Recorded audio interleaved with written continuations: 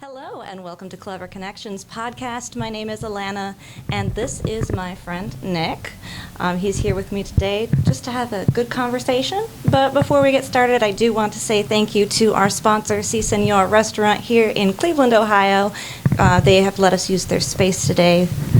So let's see, what are we going to do today? What are we talking about? How are you? Well, so far today, I'm doing splendiferously. I've had an interesting week. I actually found myself having a dream about being Donald Trump's driver last week. So that's kind of set the tone from there. Wow. Yes. So I would be a little. He really couldn't do anything from behind. His hands were too small for that. But because I heard that he doesn't really like his drivers. Oh no! Well, he was too busy cursing at his Secret Service agent. But the sun was in my eyes the whole time, so I was a little more concerned with that. Understandable. I think the whole thing I'd feel a little concerned about. Yeah, it was a bit. I've never been so happy to wake up safely on my couch with a Star Wars movie playing. Oh, see, that's it. You were thinking of Emperor Palpatine, and that just led you into Donald Trump. Well, there could be, power of suggestion there. The whole thing of, megalomaniac, tyrannical dictator type thing. I don't know. I think that Emperor Palpatine's a little more handsome, but... I think his hands are bigger. Yeah. Oh, well, no handsy McGee, the no hands man's hands are bigger. Or at least they were bigger. Or so that's what he'd tell you. I will take your word for it. Yes, I'll have to take my word for it either, because that's someone I just made up. Yes. You rendered me speechless again. Anyway, this is how conversations are with my friend Nick, if you haven't noticed. They can just kind of go off on a tangent, and it's a heck of a lot of fun. Anyway, my idea that we could talk about were customer experiences, because both of us have a lot of contact with the public, or have had a lot of contact with the public. We thought we'd talk about our worst or weirdest encounters with people when they asked dumb questions or did dumb things. So would you like to start off with something? Oh, yeah, and I think, too, that we work in a profession that's public-facing in a very unique way, because we're public-facing but not as ourselves. So one of the best ones that comes to mind is the time that I was left to babysit some stranger's children while playing a talking Christmas tree. What? Yeah, so this was around 2014, I believe, and yeah, I wasn't even playing the tree so much as I was voicing it from a separate room. I remember these two kids come up to, all day I'm talking to kids as this tree in character, making tree puns, like, for example... Are you barking up the wrong tree? Yes, exactly. And Stop pining for me? Yeah. Don't pine for me, Argentina. Oh. If I'm feeling an Evita reference, things Feeling like that. a little sappy there, huh? Oh yeah, it was the sappiest job I've ever had, but at least I didn't have to spruce up each day because I was behind a microphone. Sorry, I was going out in another elm there. Out on another limb? Yes, that too. We just branched off. Okay, so back to the children who just randomly showed up while you were voicing a talking tree. Well, yeah, like all day, kids would come up and talk to me, and I'd make tree jokes and sing Christmas songs and ask, what they wanted for Christmas. And altogether, I had about, 5 minutes worth of material to talk about. But one day it was kind of slow, and these two kids come up. They're like, 5 and 7, and, round-faced ginger kids with, I remember it's a kid with a buzz cut and freckles, and, his sister who's, typical tow-headed little angelic creature. But I can only see them from behind, this monitor, and I notice, like, their mom comes up with them, And I assumed the whole time that she's standing off screen. And, the kids are asking me questions about, my life as a tree, which, I'd put together some pretty good canonical information for this tree. He was 400 years old. His favorite food's peppermint bark. All these things. And, they used to ask me what I want for Christmas, and it was always more ornaments. But these kids end up talking to me for like 30 minutes, and I'm running out of things to say. And they're running out of questions, too, so there's a point where they're just kind of staring at me. And all this time I'm wondering, their mom's been really quiet. I assume she's still just standing right off screen. Then, off in the distance, I see this lady come out of a shoe store and yell, "Kids, it's time to go!" And that's when I realize, this lady left her kids in the care of a talking Christmas tree while she went shoe shopping for 30 minutes. And it's like, I'm glad that, no one came up and abducted these children, but... what did she think a tree could do to protect her kids? That's kind of what I was wondering. Am I supposed to stay in character the whole time and be like... Help! This rapscallion's branching off with these little sprouts. Oh my god. They're trying to leaf with them. Yeah. Oh, wow. Okay. I don't know if I definitely don't have anything that can beat that one, but I would have some interesting things happen to this October season. I was out at Mapleside Farms in... Is it Brunswick? Ah, yes. Good old Brunswick. That's actually where we met. Yep. Nick was the stage manager for The Princess and the Pumpkin.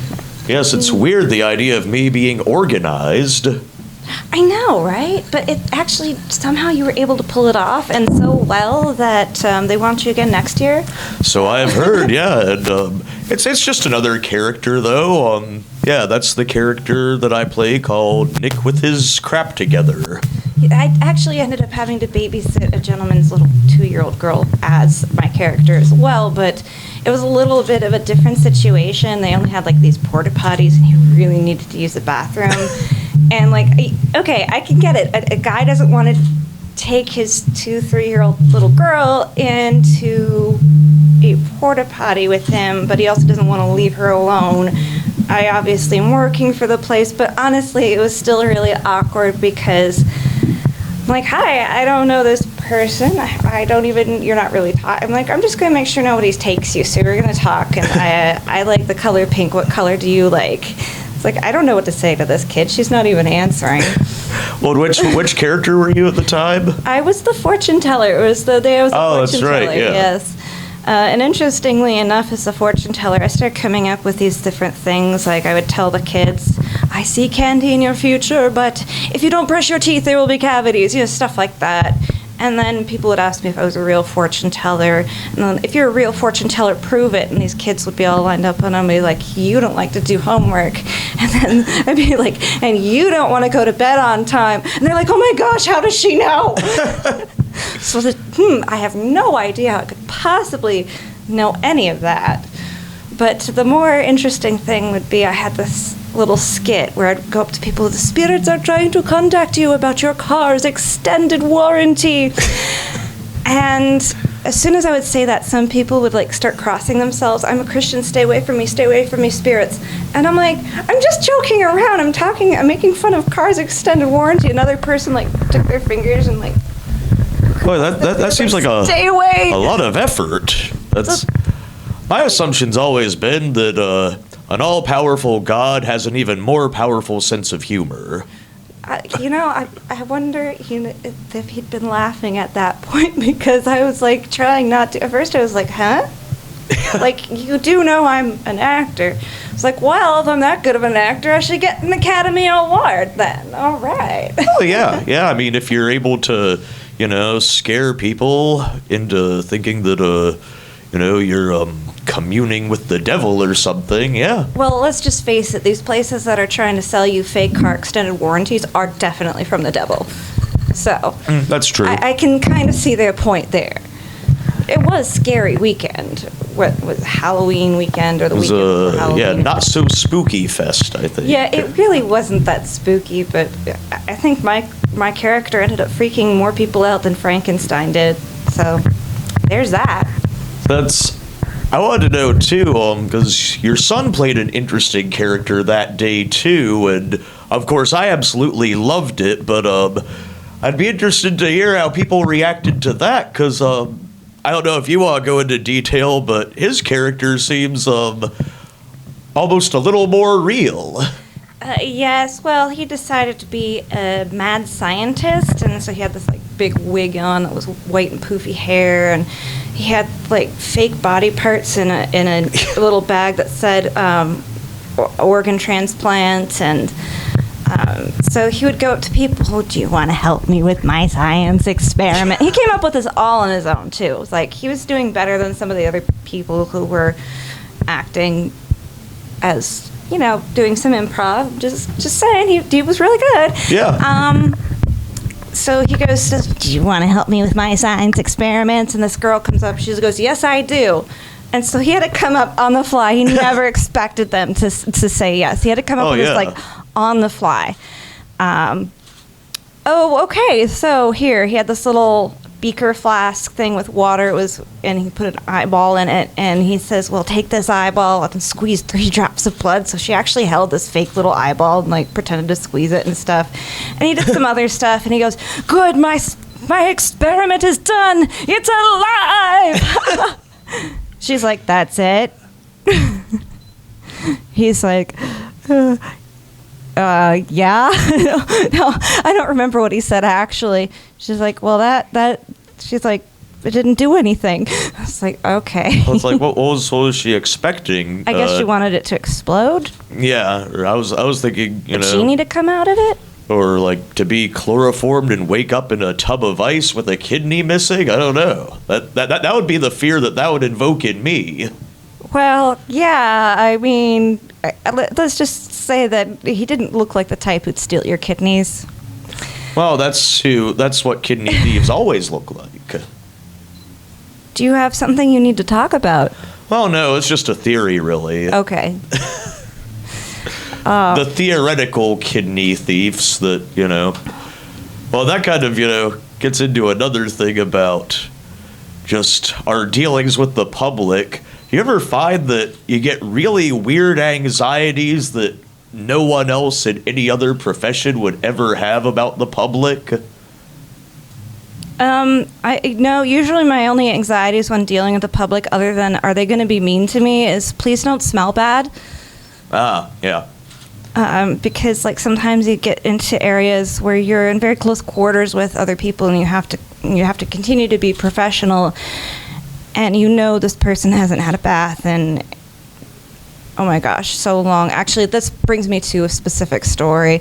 I was working as a host at a restaurant, and I sat at a table, and then their friend joined them, and he was rank.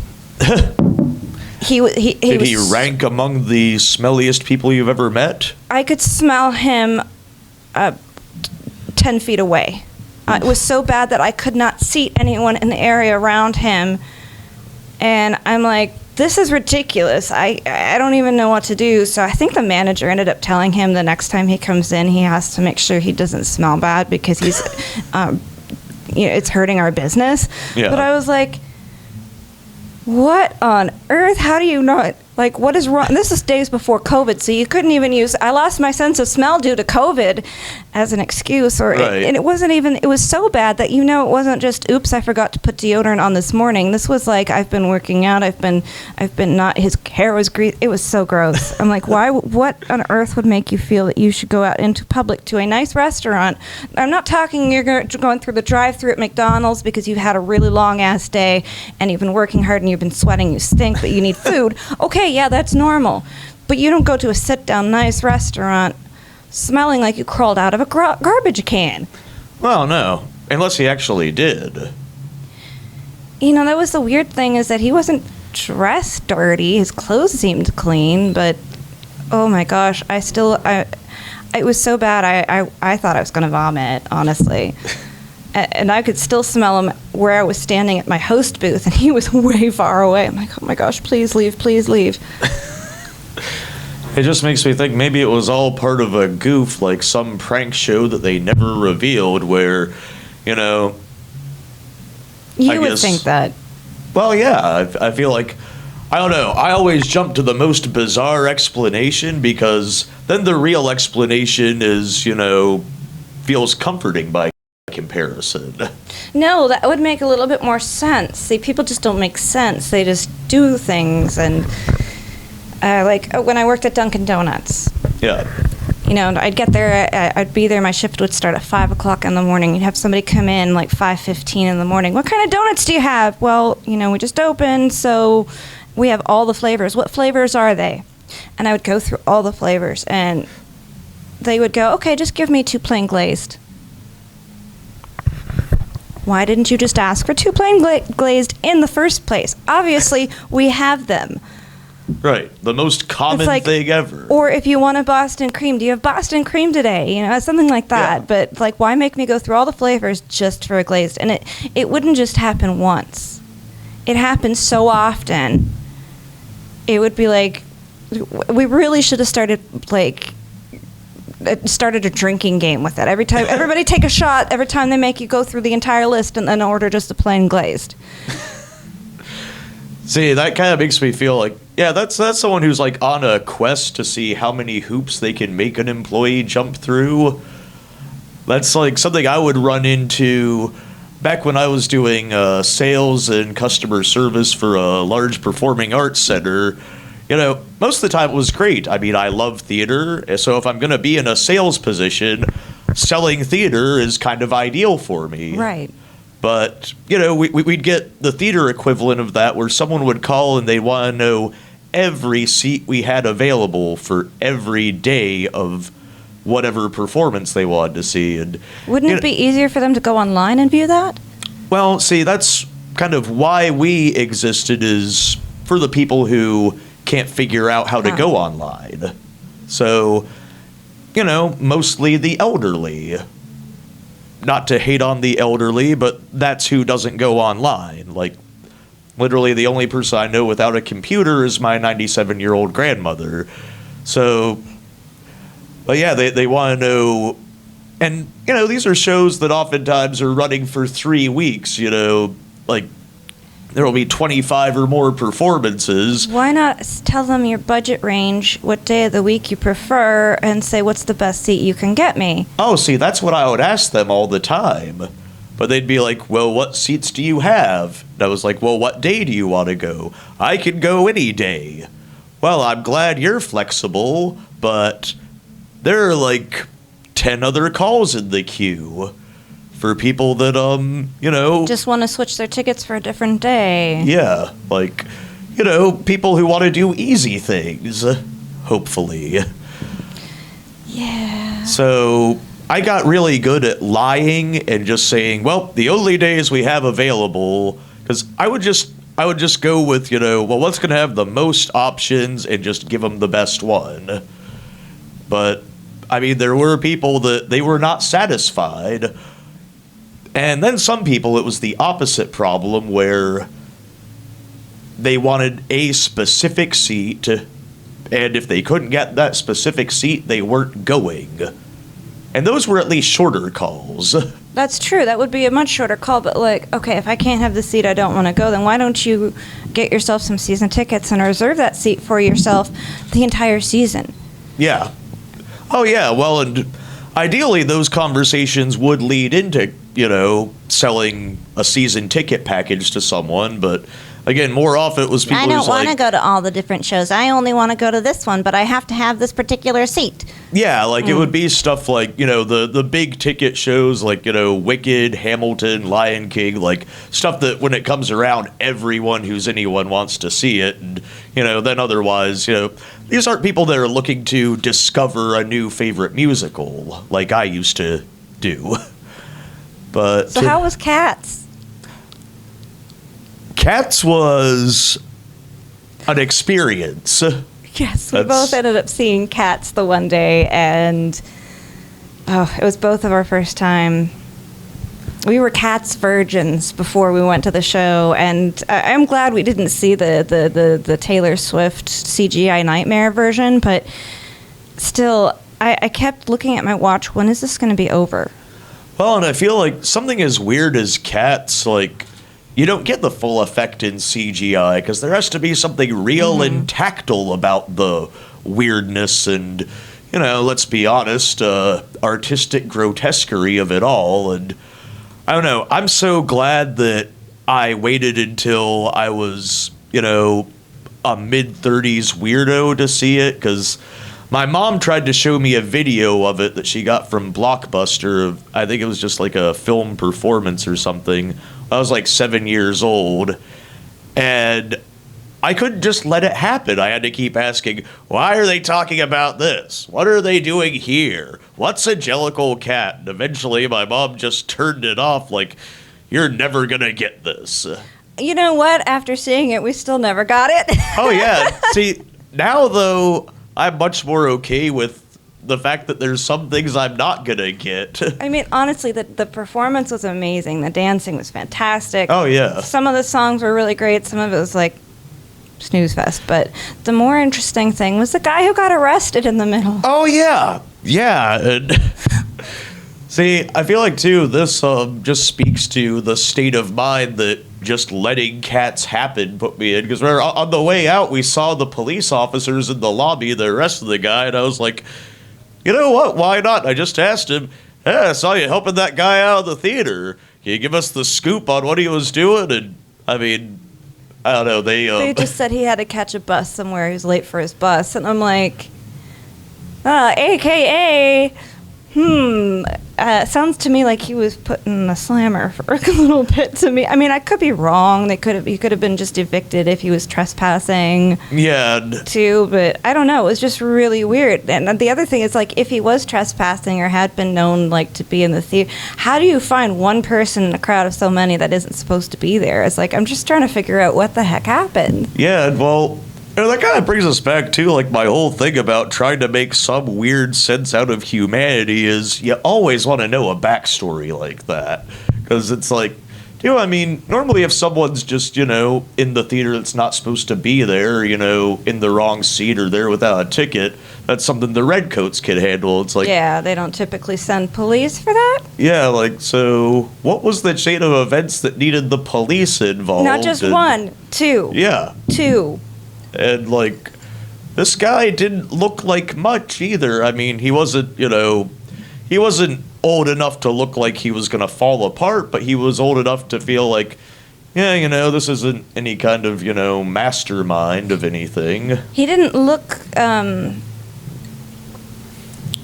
ragged either. He looked normal. Yeah, he was So who just knows? It a was- regular guy in a, you know, windbreaker, and I don't know, I mean, maybe, as far as I know, Playhouse Square still hasn't enlisted a dress code, but maybe there is a new no windbreakers rule that they take very, very seriously now. Who knows? But, well, again, that's just another instance of, yeah, that's what masterminds always want you to think, is, yeah, just an old man in a windbreaker. Did I say brinker?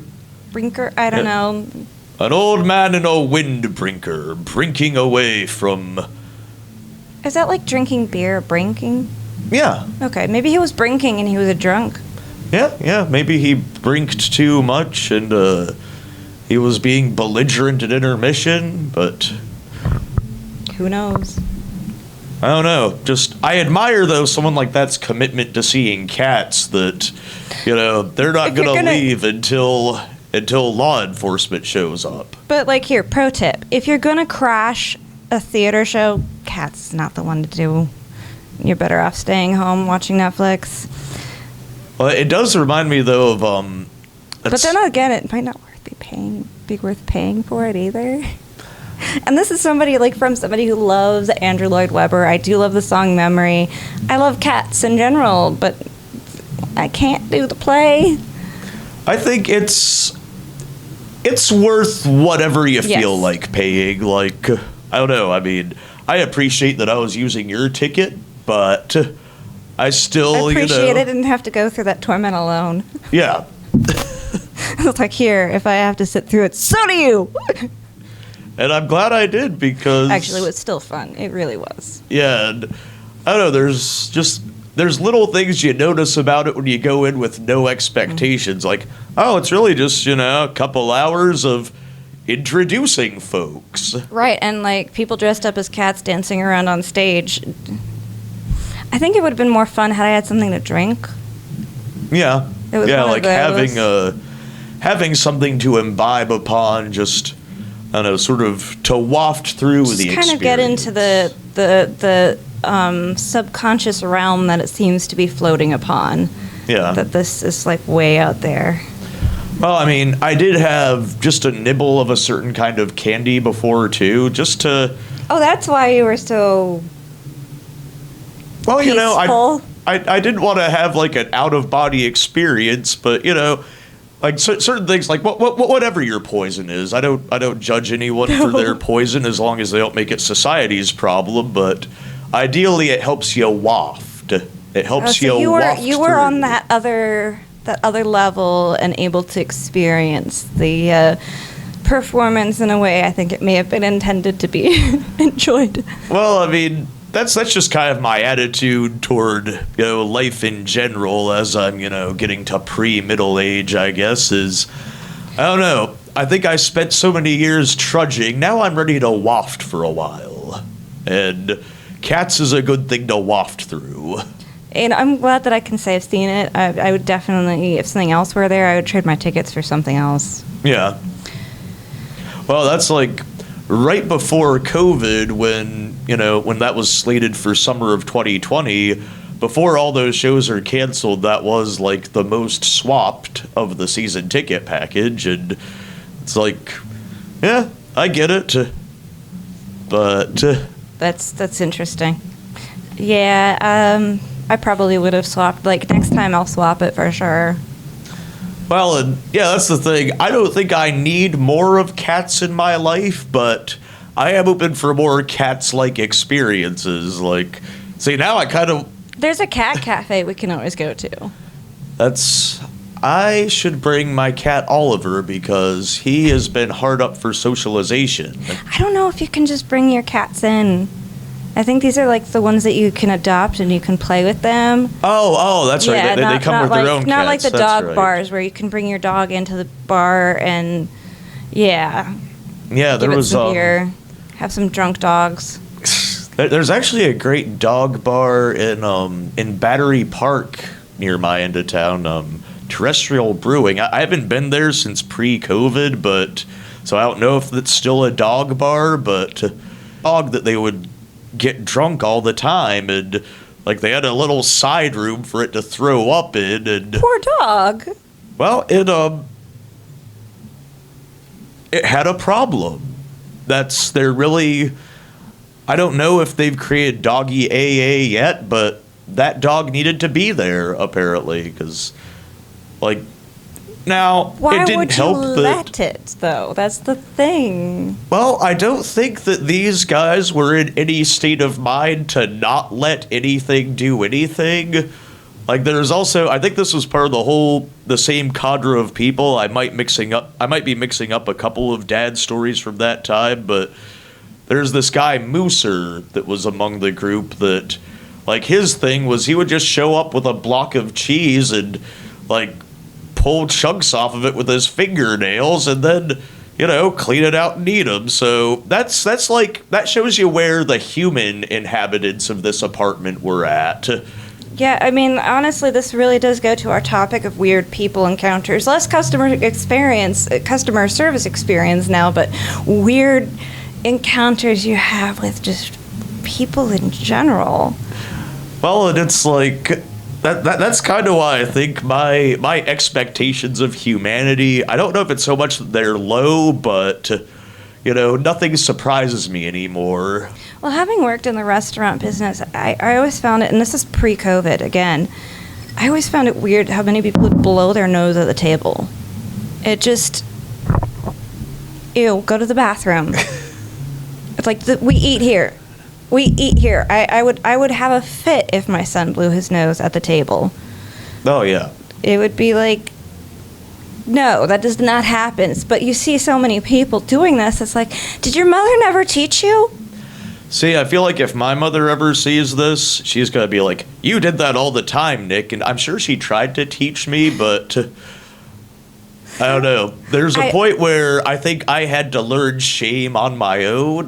Well, like the few times I've eaten with you or around you, you blow your nose in the middle of eating. I mean, it's one thing if you're eating really spicy food and you're going to have to, like, have a napkin because, you know, everything's going to start to run your eyes, your nose. That's different. But, like, just, yeah. I don't know, I feel like it's into a napkin, and it's like, and then they continue to eat with their hands, and like, oh, here, and now I'm going to grab the ketchup bottle. It's like, why do you think at the restaurants, if I have to use a ketchup bottle or something like that, I immediately sanitize my hands before I touch my food? Well, I mean, that really goes to show the level of germaphobe. Yeah. Well, that's too. That's the level of professional respect that I have for you, is that I raise my standards above where they were when I was a gross child who embarrassed his family all the time. Well, now you just get to be a gross adult who embarrasses their friends all the time. Yes. That's half the fun. But not as much. True. Well, I don't know. I've probably been that embarrassing friend to someone. Yes, but we all have to do that at some point in our lives. Otherwise, you're not being a good friend if you don't embarrass each other. Well, like, I think that was kind of the whole lesson, too, in my dad telling me the story about Mooser, is you don't want to be that guy people are, that's what people remember about them 30 years later. So that would be not anything that I would want anyone to be remembering me for. I don't know what they're going to remember me for, but it's definitely not going to be eating cheese with my fingernails. Yeah. But anyway, I think it's time to close up tonight's session with our podcast. And thank you, Nick, for being my guest. I appreciate you being here today at Si Senor Restaurant. So please remember to follow us on all social media, like our page, all the fun stuff, comment with questions, whatever. If you have an idea for a topic that you'd like us to talk about next time, feel free to mention it. And we will see you again next time. It's time to go eat food not with our hands. I don't know, I'm eating tacos. Oh, yeah, cleanly. Okay.